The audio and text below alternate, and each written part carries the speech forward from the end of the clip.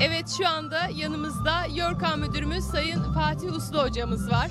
Efendim, bu şölende de birlikteyiz. Hoş geldiniz, sefalar getirdiniz. Teşekkür ederiz. Yörük kültürü tabii her yönüyle yaşıyor. Bugün özellikle kirişçilerde çok büyük bir coşku var. Onu rahatlıkla buradan ifade edebiliriz. Her geçen yıl coşku artarak devam ediyor. Bundan dolayı da çok mutlu oldum. Çocuklarla ilgili oyunlar oynandı. Onlara özellikle çok mutlu oluyorum. Çuval oyunu, işte zincir çekme oyunu, halat kapma, yoğurt ve benzeri eski gelenekler yaşatılıyor. Biz bunun özellikle peşindeyiz. Bu çok değerli. Bunun özellikle üstüne parmak basmak gerekiyor. Çünkü yani biz gelecek nesillere buradaki çocuklarımız olmazsa bu kültürü aktaramayız. Çünkü biz yaşayan nesilleriz. 50 yaş üstüler bu kültürü, yörük kültürünü bizzat yaşadı.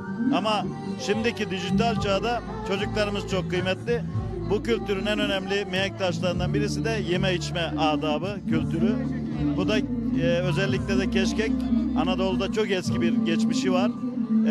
Biliyorsunuz buğday özellikle Hititlerin tarım arazilerini sulaması, barajların kurulmasıyla beraber Anadolu'ya geliyor. Ve ilk buğdayla ilgili buluntular Çorum bölgesinde, Anadolu'da bulunuyor. Ve ondan sonra bu buğdayı dövmek, bu buğdayı ezerek hamur yapıp yemek yapma fikri yine bu topraklarda yeşeriyor.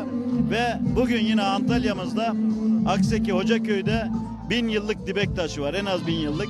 Yani bu da bu keşkek geleneğinin ne kadar geçmişe bağlantılı olduğunu, uzantılı olduğunu gösteriyor. Bugün burada da 10. keşkek şölenindeyiz. Yani bu buğday aşı da diyebiliriz. Aslında fakir aşı da diyebiliriz. Ayranla beraber. Ama aynı zamanda yörük aşı tabii. Evet. O yüzden bu kültürleri yaşatmak, başta dernek başkanlarımıza ve belediye başkanımıza, bu işte emek veren ağalarımıza çok teşekkür ediyoruz. Kültür Kervanı ekibi de bu işin gerçekten ana akım medyaya, televizyonlara aktarılmasında ve sosyal medyaya aktarılmasında önemli bir görev üstleniyor. Buradan bu ekibe de teşekkür ediyorum. Güzel bir şenlik olmasını ve devam etmesini diliyorum.